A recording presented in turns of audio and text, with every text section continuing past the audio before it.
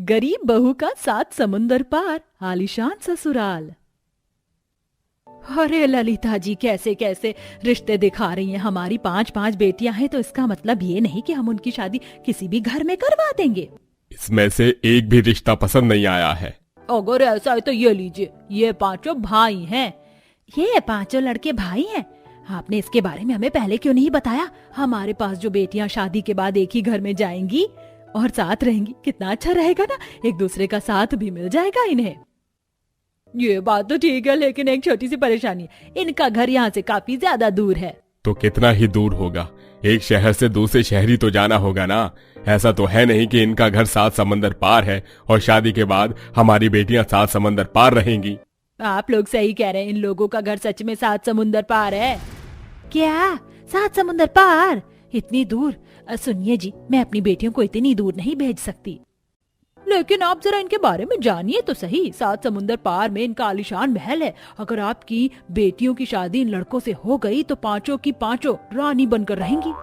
ये तो ठीक है ललिता जी, लेकिन मुझे ना जाने बेचैनी सी हो रही है। क्या 7 समुंदर पार मेरी 5 बेटियां उस महल में खुश भी रह पाएंगी? खुश नहीं, बल्कि बहुत ज्यादा खुश रहेंगी। इन लड़कों की माँ कलावती भी कब से अपने बेटों के लिए अच्छी लड़कियां ढूंढ रही है, और आपकी लड़कियों से अच्छी संस्कारी लड़कियां भी क्या कोई और हो सकती हैं? ललिता के कहने पर कलावती अपने 5 बेटों के साथ शोभा और महेश से मिलने के लिए आती है। दोनों परिवार का जल्दी सहयोग बैठ जाता है और कुछ ही वक्त में इन 5 बहनों की कलावती के 5 बेटों से धूमधाम से शादी होती है। विदाई के बाद कलावती एक बड़ी सी गाड़ी में अपने 5 बेटों और बहू के साथ एक समंदर किनारे पहुंच जाती है। हम लोग समुद्र किनारे क्या कर रहे हैं? क्या 7 समुंदर पार अपने ससुराल हम लोग तैर कर जाएंगे? यहाँ तो कोई आसपास बोट वगैरह भी नहीं है। माँ जी, हम लोग कैसे जाएंगे? हम लोग उड़ कर जाएंगे। कलावती के इतना बोलते ही वहाँ आसपास तेज तेज हवाएं चलने लगती हैं और देखते ही देखते एक बड़ा सा हेलीकॉप्टर समुद्र किनारे आकर रुकता है। क्या हम इस हेलीकॉप्टर में जाएंगे? मुझे तो यकीन नहीं हो रहा। बचपन से मेरा सपना था कि मैं एक बार हेलीकॉप्टर में बैठूं। लेकिन माँ जी, हेलीकॉप्टर का रेंट तो काफी ज्यादा होता है ना। ये रेंट वाला हेलीकॉप्टर नहीं है, बल्कि हमारा खुद का हेलीकॉप्टर है। जिनके घर 7 समुंदर पार समुद्र में हो, क्या उनके पास खुद का हेलीकॉप्टर नहीं हो सकता? सभी लोग हेलीकॉप्टर में बैठते हैं और हवा में उड़ते हुए 7 समंदर को पार करते हैं। कुछ घंटे में हेलीकॉप्टर का पायलट समुद्र के बीचों बीच बने उस शाही महल की छत पर हेलीकॉप्टर उतारता है और अब सभी बहुएं 7 समंदर पार अपने आलीशान महल ससुराल में पहुंच जाती हैं और कलावती बड़े धूमधाम से अपने बहू का गृह प्रवेश करती है। ये क्या, रसोई में तो सारी हरी सब्जियां खत्म हो गई हैं। अब हम क्या बनाएं? हरी सब्जी की बात कर रही हो, तेल भी खत्म हो गई है, और अभी गोदाम में गई थी, वहां पर भी राशन लगभग खत्म है। अरे छोटी मालकिन, आप लोग यहाँ, कुछ चाहिए था क्या आपको? घर में राशन तेल वगैरह सब खत्म है। एक काम करो, तुम जाकर ले आओ। अरे मालकिन, आप भी कितना अच्छा मजाक कर लेते हैं। 7 समंदर पार रहते हैं, इसे पार करने के लिए हमें हेलीकॉप्टर की जरूरत पड़ती है, और अगर मुझे हेलीकॉप्टर उड़ाना आता तो भला मैं यहाँ झाड़ू पोछा थोड़े ना करता। तो मैंने तुमसे कब कहा तुम हेलीकॉप्टर उड़ा कर जाओ? पायलट को बोल दो साथ जाकर सब्जियां और बाकी का सामान ले आना। लेकिन पायलट तो अभी छुट्टी पर है, वो तो कल ही आएगा। अब जब वो आएगा तभी मैं राशन लेकर आ पाऊंगा। अभी जो घर में सामान है उसी से ही आपको कुछ न कुछ बनाना होगा। नौकर की बात सुन अब नैना महिमा इधर उधर रसोई में देखने लगती हैं कि तभी वहां बाकी की बहुएं भी आ जाती हैं और उन्हें सारी बात बताती हैं। अब हम क्या करें? बिना तेल और सब्जियों के हम लोग क्या ही बनाएंगे? अरे मालकिन, आप लोग कटलेट बना लीजिए। आलू तो रखे हैं घर में और ब्रेड भी है। कटलेट बनाने के लिए भी तो तेल चाहिए, वो कहाँ से लेकर आएंगे? अब समुद्र से तो हम तेल निकालने से रहे। लगता है आपने अभी तक रसोई अच्छे से देखी नहीं है। यहाँ देखिए, ये कब से एयर फ्रायर रखा हुआ है। मैं आपको सिखाता हूँ कि बिना तेल के हम लोग कटलेट कैसे बनाते हैं।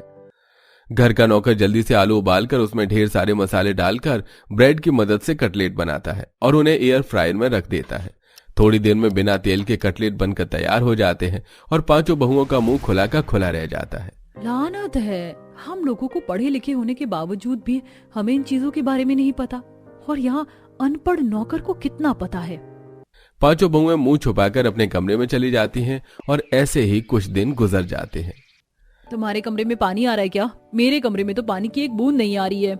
मेरे कमरे में भी पानी नहीं आ रहा है। एक बाल्टी पानी रखा था, उससे मैंने नहा लिया। अभी तो खाना भी बनाना है, बिना पानी के खाना कैसे बनाएंगे? बिना पानी के खाना कैसे बनाएं, 5 बहुएं परेशान हो रही होती हैं कि तभी नैना ससुराल से बाहर निकलकर समुद्र के पानी को लाती है और उससे ही अब वो खाना बनाती है। समुद्र का पानी हद से ज्यादा खारा था, जिसके चलते ये तुम लोगों ने कैसा खाना बनाया है, बिल्कुल खारा करके रख दिया है, कितना नमक डाल दिया है तुमने।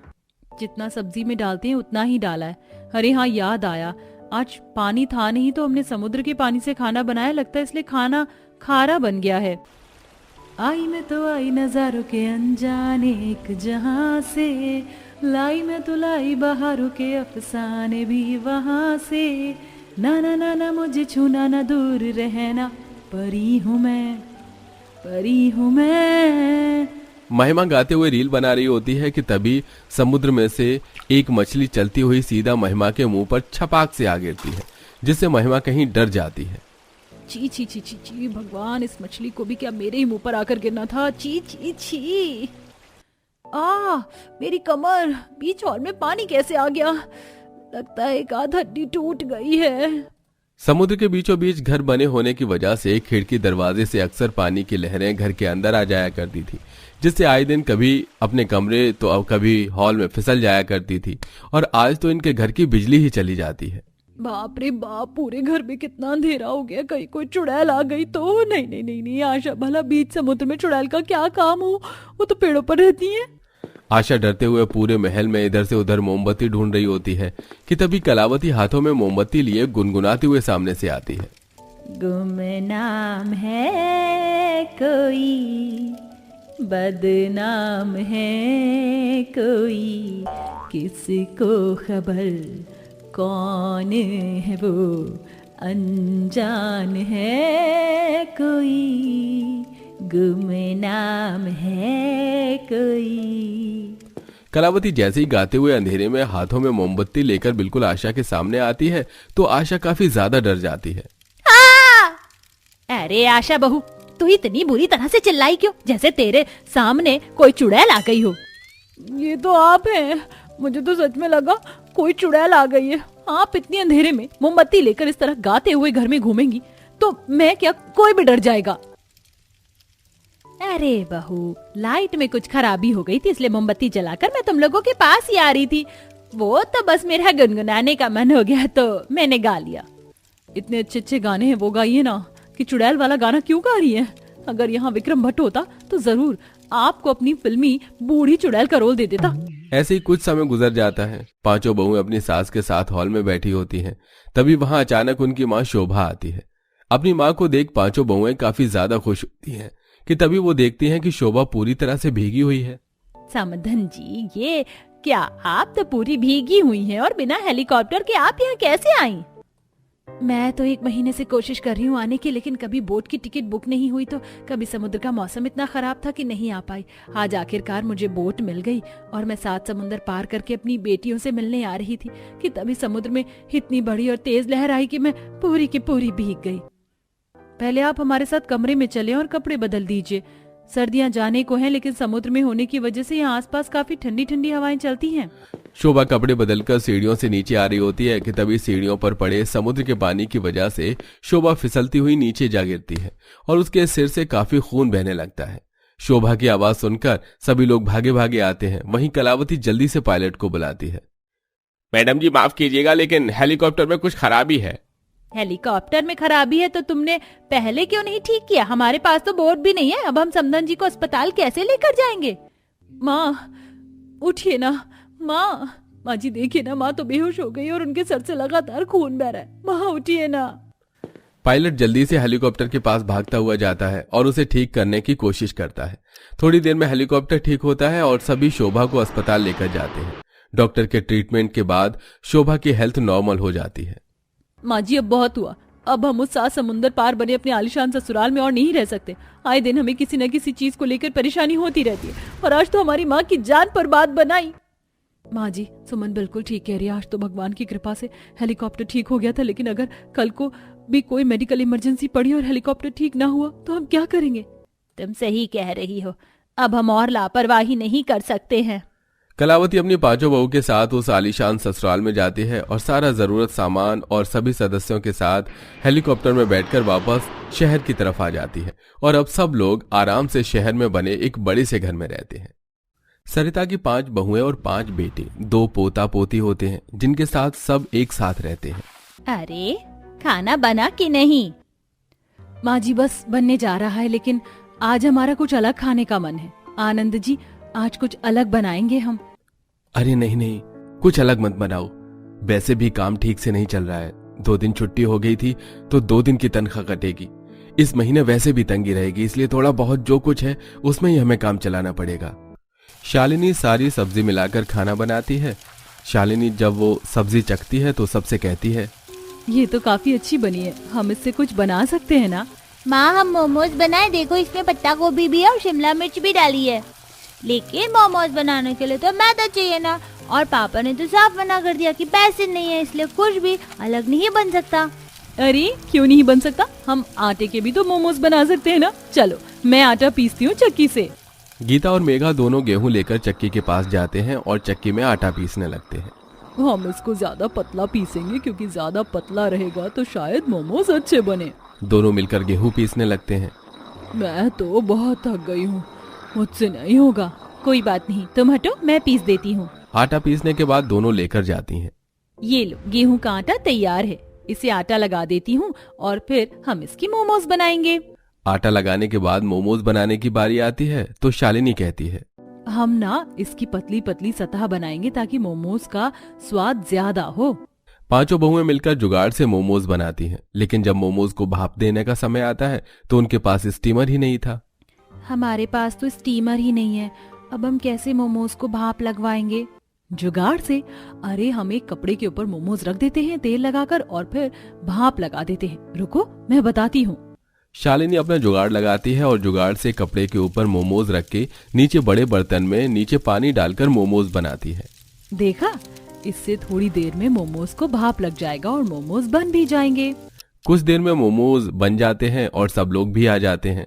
माँ जी ये लीजिए, मोमोज खाइए और बताइए कि कैसे हैं।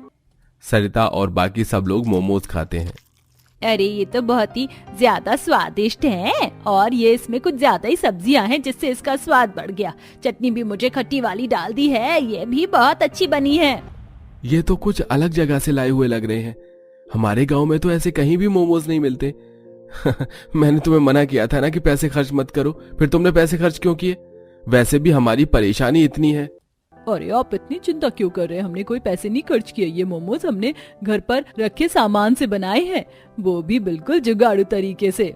ये बहुत स्वादिष्ट बने हैं। जुगाड़ अगर ऐसा होता है तो जुगाड़ से ही दुनिया आसान है, क्योंकि मेहनत से तो बस शरीर ही थकता है, लेकिन जुगाड़ से इतने स्वादिष्ट मोमोज बनेंगे ये नहीं सोचा था। अरे इधर आ, मैं तेरे सर में तेल लगा दूं। सर में तेल लगाऊंगी तो तेरे भी तो हमारी तरह लंबे बाल हो जाएंगे। अरे मेघा जरा वो घर का बनाया हमारा तेल देना। वैसे बहू तुम लोगों ने तो बहुत ही अच्छे मोमोज बनाए, मेरी मानो तो अब अपना ही काम कर लो, क्योंकि ऐसे मोमोज तो आसपास कहीं भी नहीं मिलते जैसे तुमने खिला दिए। बड़े ही स्वादिष्ट हैं। हर कोई मोमोज की तारीफ करता है, जिससे पांचों बहुओं को भी अब आत्मविश्वास मिलता है। सही कह रहे हैं सब, हम भी मोमोज बेचना शुरू कर देते। हमारे पति इतनी मेहनत करते हैं और उसे मुश्किलों से ही जैसे तैसे घर चलता है, लेकिन अगर हम मोमोज बेचने लग जाएंगे तो क्या पता कुछ अच्छा हो। आपस में विचार करके अब कुछ दिनों बाद से मोमोज बेचने का काम शुरू करती हैं। लेकिन मोमोज कहाँ बेचे? ठेला वगैरह तो महंगा आएगा। वैसे हम ऐसा कर सकते हैं, घर के बाहर ही बेचे। उनके सामान रखने की जगह भी मिल जाएगी और हमें पैसे भी नहीं देने पड़ेंगे किसी को। पांचों बहुएं जुगाड़ लगाकर अब मोमोज बेचने लगती हैं। गर्म गर्म मोमोज खाओ, इतने स्वादिष्ट और बेहतरीन मोमोज, और स्वादिष्ट चटनी के साथ खाओ। काफी देर बाद उनके पास एक ग्राहक रश्मि आती है। अरे कितने के मोमोज हैं? 30 रुपए की प्लेट है। बहुत ही स्वादिष्ट मोमोज हैं, आटे के बने हैं, तुम्हारे शरीर के लिए भी स्वस्थ रहेंगे, और इसमें सब्जियां इतनी सारी हैं कि इसे तो तुम देसी मोमो कह सकती हो। ठीक है, पर 1 प्लेट लगा दीजिए। जगह तो ठीक ठाक नहीं है, पर उम्मीद करती हूँ कि मोमोज अच्छे हों। कुछ देर में जब उसके हाथ में मोमोज आता है तो वो मोमोज खाती है। ये मोमोज तो वाकई में बहुत अच्छे हैं, लेकिन मुझे मोमोज से ज्यादा अच्छे तो इन पांचों के लंबे घने बाल लग रहे हैं। इतने लंबे घने काले बाल कैसे हो सकते हैं किसी के? मेरे तो बाल ही झड़ रहे हैं। क्या हुआ, आप मोमोज खाने के बाद चुप क्यों हो गई? कुछ बताइए ना, आपको मोमोज कैसे लगे? मोमोज बहुत ही ज्यादा स्वादिष्ट हैं, लेकिन आप लोगों के बाल भी मुझे बहुत पसंद है। इतने लंबे घने बाल आज के समय में कहाँ ही देखने को मिलते हैं।